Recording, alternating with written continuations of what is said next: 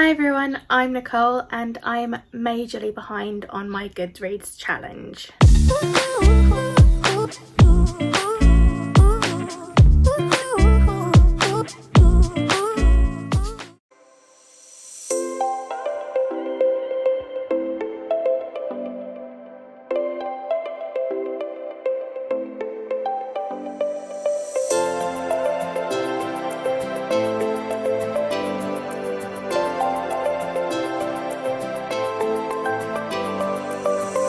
Or you jump out on stage. After all these years, I know that every audience is different, but they're always familiar too, as many of my great fans and folks who follow my career.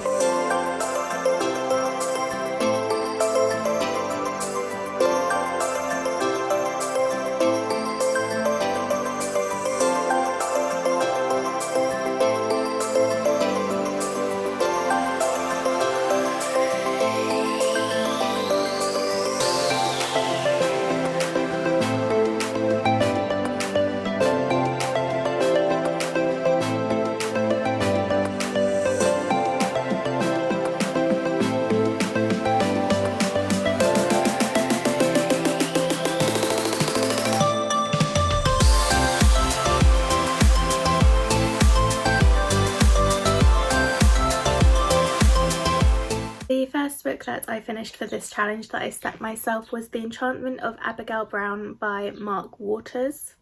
In this story, we follow a 13-year-old girl named Abigail. Growing up, strange things seemed to happen around Abigail, but she kind of got used to it and just thought, well, that's basically her life. And then one day she comes across a cat, and this cat talks, and with that she is essentially led into a whole new world where she finds out that she is actually royalty and she needs to overthrow her aunt.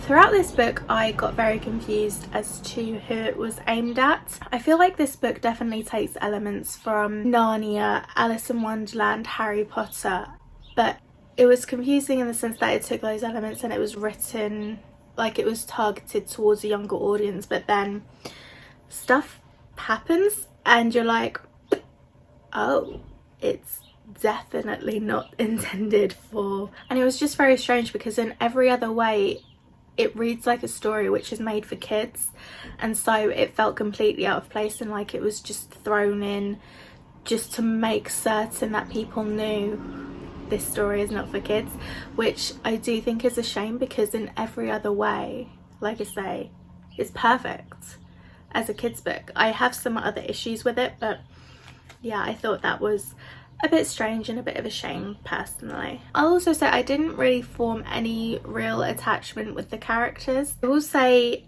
Abigail right from the off doesn't sound like a 13-year-old, and then we find out she's actually 2,000 years old, but she's had a powerful spell put on her to make her forget about her life before living in the mortal world. And so I guess that kind of makes sense, but when you first go into it you're like, this doesn't read like a 13-year-old girl, and I suppose that's why. But that was just something else which at the beginning I was like, don't know about this. And so when she gets into this new world she actually starts aging quite rapidly. I don't know whether she becomes like 16 or 18 or something like that, but she does start aging quite rapidly. There were instances where she doesn't sound like a 13-year-old, but then as she gets older, or she continues to like call out like mummy, daddy kind of thing, and you're like, well, you still sound like a 13-year-old in that sense. So it's like, where are you mentally? Like literally, where are you? Because I can't place you right now. Something which is just a personal peeve, not like a pet peeve, just like something I got a little bit frustrated by, was the main character always faints. Always. And I just, why? Why does she always faint? Like anything that happens faints. I will say it's very descriptive and the world building is really interesting. You have an array of different characters and creatures in here which are interesting. The ending, I feel like it was resolved a bit too easily, and she had involvement in it in some ways, but it was just a bit too convenient, I guess, for me personally. But it read like a chosen one story, and then it's like, well, what happened?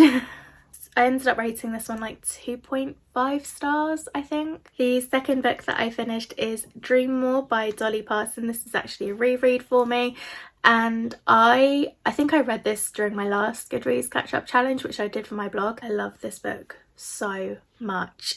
There are like 4 main chapters or sections in the book. They're called Dream More, Learn More, Care More and Be More. Dolly Parton offers like nuggets of wisdom and like things that she's picked up from throughout her life, and she's just so authentic. The best bit about this book, I think, is that Dolly Parton actually narrates it, and so she's talking and she sings throughout the book, which is really cool, I feel like. It's honestly just such an inspiring read, and it's a very short read as well. Like, there's a reason it was on my last Goodreads catch-up challenge. There is a reason it was on this one, but honestly I feel like I want to read this book more because I just love it so much, and because it is a short read I feel like I probably could get away with it. Reading this book makes me feel like I want to go out and achieve all of my hopes and dreams, and it also makes me feel like maybe it's actually possible.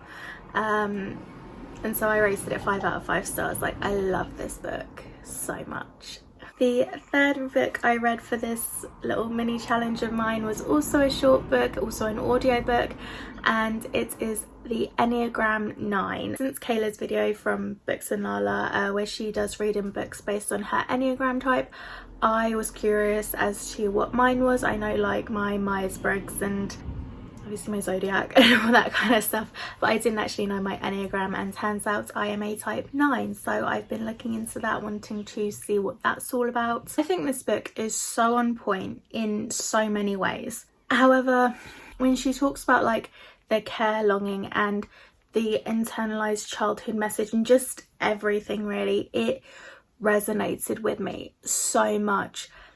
But the problem that I had with it, so just as an example, when she talks about the care longing, apparently, for example, what a type 9 apparently longs for is to be assured that their presence in some way matters. And she goes on to say the only person that we can truly receive and believe this message from is not ourselves, which is where I thought that was going. I thought it was going to be the only person who can assure you and make you believe that your presence matters is yourself.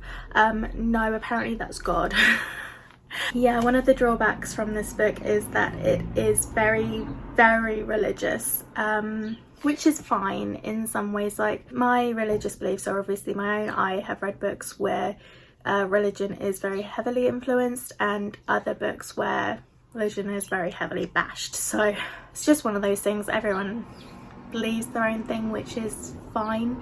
But I think what I found frustrating about it in this book is that you thought it was gonna say something really interesting and profound, but it just kept going back to, well, don't worry, God's already forgiven you, so why worry? And it's like, I don't think that's a great message to send, whether you're religious or not, personally. If somebody wants, I mean, I guess this isn't the best book to pick up if you want to like work on yourself, but it is an interesting book to pick up if you believe in that kind of stuff and you want to try and get you to know yourself. I was just more intrigued, and so I picked it up. And then I actually ended up finding some stuff out which, like I said before, really resonated with me, you know. So I feel like this book just makes everything external, and for a book which talks about going deeper and learning about yourself, a lot of the solutions are external, like trust in God.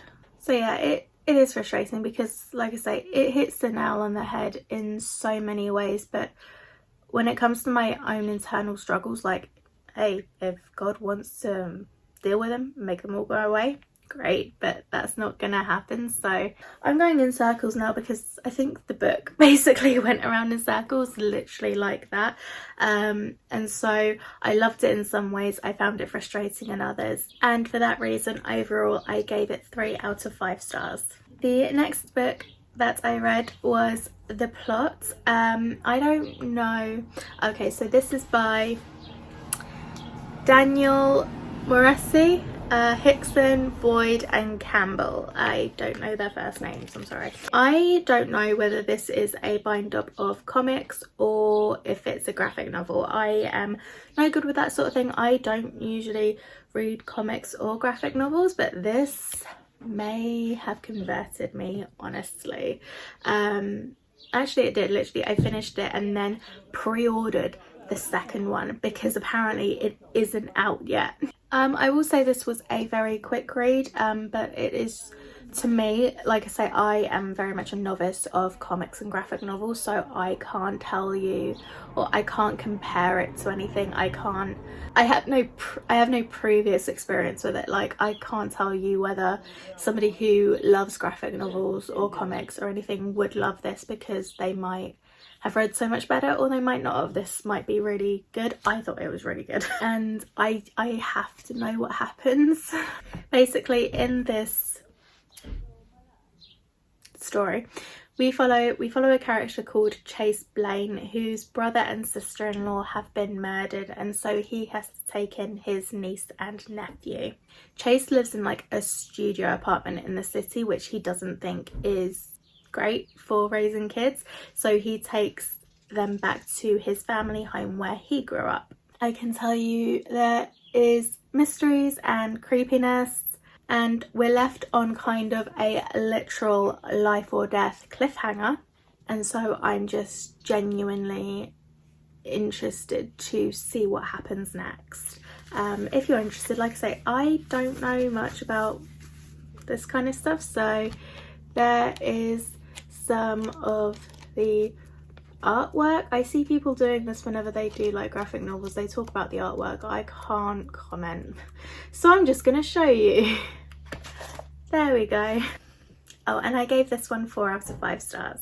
The next book that I read was an audiobook, and it was Things Most Successful People Do Before Breakfast. I couldn't sleep, so I read this at 3 a.m, which means sometime after 3 a.m. I fell asleep and did not put anything I learned in this book to use yet, so that's great.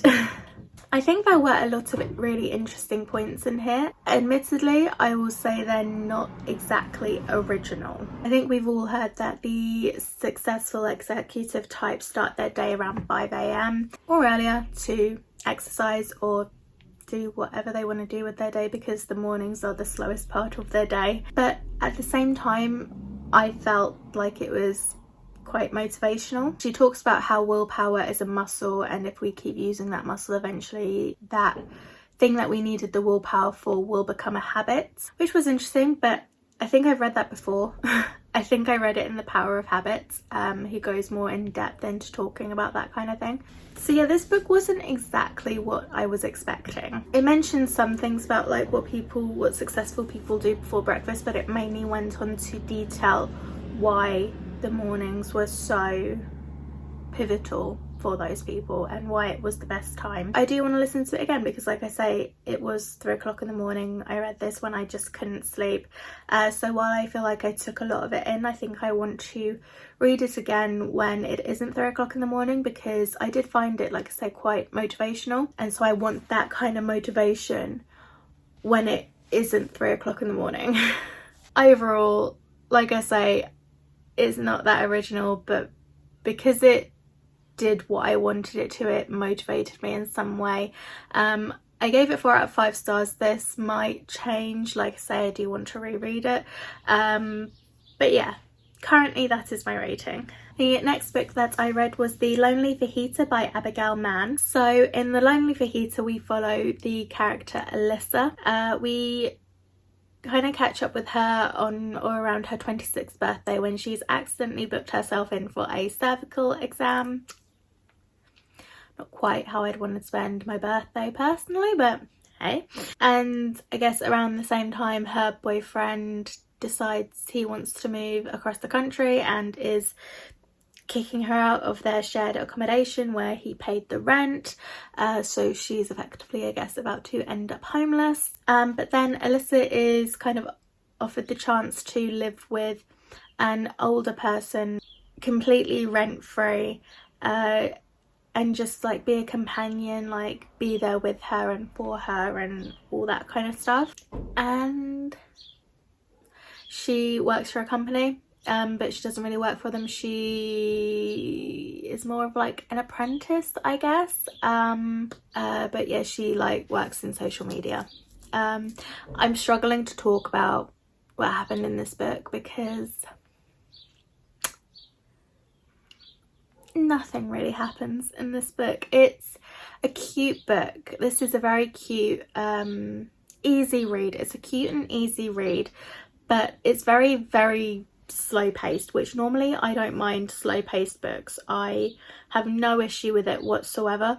The problem that I have is when you have a slow paced book and there is absolutely no payoff. It was great to see Alyssa's character arc, but there were times where the character, it was like she tried to, or the author I guess, but she tried to come off as so relatable that she just wasn't relatable in the slightest, at least not to me. I liked a lot of the side characters. I liked Annie, I liked Suki, I liked Maggie, I liked Theo, who we saw for all of 3 scenes, but the main character just really frustrated me. So overall I gave this 2 stars, but it isn't a bad book. It isn't a bad book by any means. It's an okay book to pass the time. It's very sweet overall, but other than that, there just isn't much to it for me, in my opinion, personally. You know, we do see the character overcome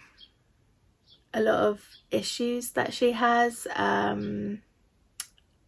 She grows in confidence, which is really nice to see, but yeah, there just wasn't much going on. The last book that I read for this little catch-up thing was Across the Green Grass Fields by Seanan McGuire. This is the 6th book, I believe, in the Wayward Children series. I absolutely love this series. It's probably the only series that I'm up to date on, although that's most likely because admittedly they are so short. I always love the books in the Wayward Children series. I think there have maybe been 1 or 2 which I like least, but I don't hate them. This one I actually really enjoyed. I really enjoyed seeing Reagan's character arc, and I really enjoyed learning about the world, which was really interesting for me because when I saw horses I was like, okay, I like horses, but I'm not overly obsessed with them, I guess. I loved pretty much all of the characters in here. Laurel is just plain nasty, so we're just gonna forget that she exists, but I really loved the characters. I really loved the elements of family, and I will also say I actually also really liked the outcome of this story. I read it and I did think, is it too smooth of an ending? Which kind of probably, honestly, especially considering I just went on about Abigail Brown for having too smooth of an ending. But I actually think it worked better in this story, and there were explanations and reasonings for why it was a bit more simple. But yeah, overall I gave this one 4 stars, and I always really enjoy this series, and I hope there's another installment because I don't want to be done with this series. And that is it. That is everything that I read for this mini catch-up challenge. When I started this challenge I was 18 books behind, and if you've been counting then you'll know I have read 7 books, which means my new total is 11 books behind, which is much better, I think, than 18. Did I say 17 or 18? It's 18. I was 18 books behind. But yeah, that's all I have for you today. Thank you so much for watching. If you have read any of these books, let me know what you think. If you are interested in reading any of these books, that would be really cool to know too. But that is it for today. Thank you so much for watching, and I will catch you in the next one. Bye!